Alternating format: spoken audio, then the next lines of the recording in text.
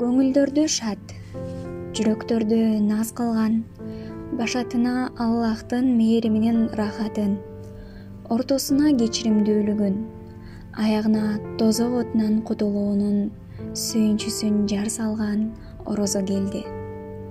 Жалпыбыз чыдамсыздык менен күткөн 12 айдын султаны улуу Рамазан күнөөлөрдү күйгүзүп жок кылат деген маанини билдирет.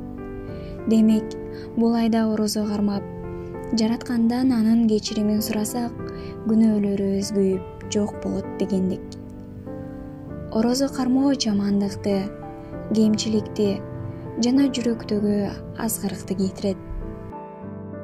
Адам баласынын ар бир амалы өзү үчүн, бирок орозо мен үчүн жана анын сыйлыгын өзүм берем.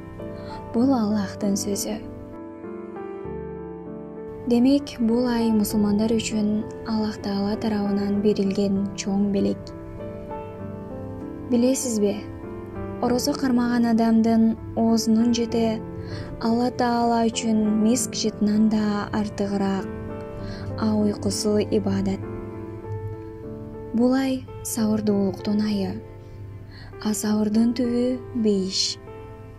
Бул ай адамдарга камкордук кылуу айы. Бул ай момундун рызкысы көбөйтүлгөн ай. Бул ай ыйык Куран түшкөн ай. Орозо эмне дегендерге жооп.